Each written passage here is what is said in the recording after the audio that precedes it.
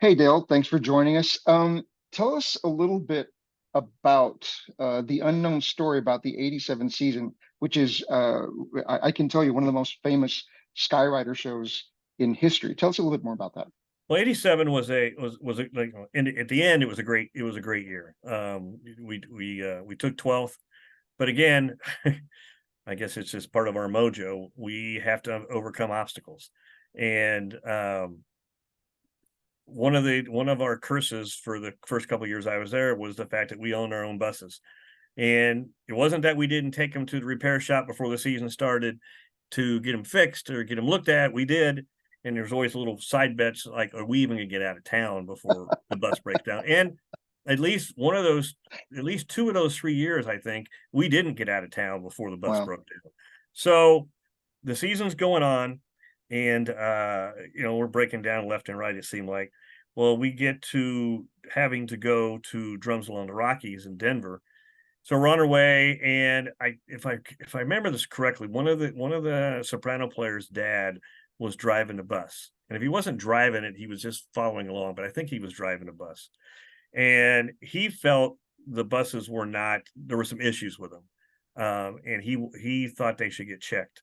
So, unfortunately, he called the state highway patrol in Colorado when we got there, and lo and behold, here comes the state highway patrol to our housing site, looks at the buses and says, "You're not going anywhere. We're going to Oh impound. man. We're going to impound these buses and have them looked at." Well, come to find out, there were some airbag issues on the rear, I think, of several of them.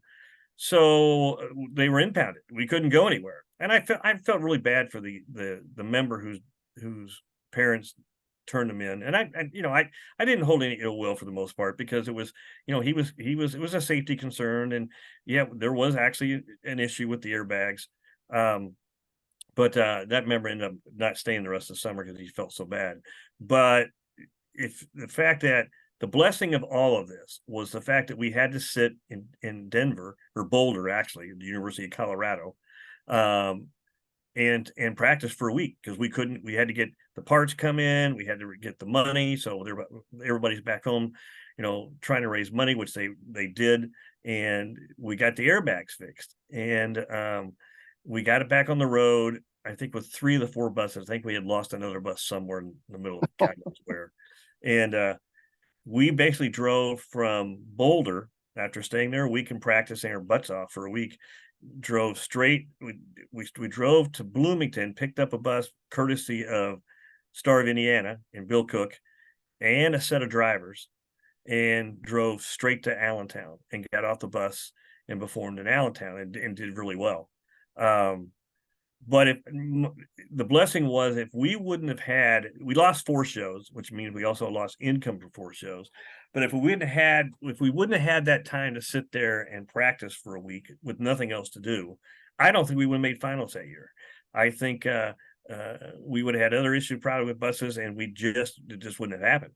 So in hindsight, that breaking down, getting impounded, is probably, in my opinion, the reason we made finals, is because we had a week just to sit there and do nothing but practice all day, every day. And it was a blessing in the end. A lot of stress, ton of stress, trying to figure out where the money was coming from, get it raised, get it to the people, and get the hell out of Colorado.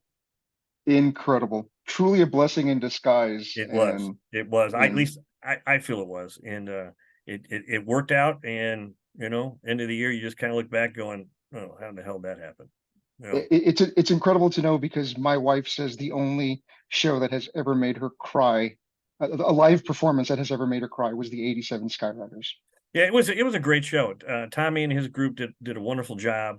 And we were blessed. I mean, we were known, and for those 3 years that I was director, we were known as the corps that did the musicals. And um, it we got lucky. We not say lucky. We did three very adaptable shows to put on a football field.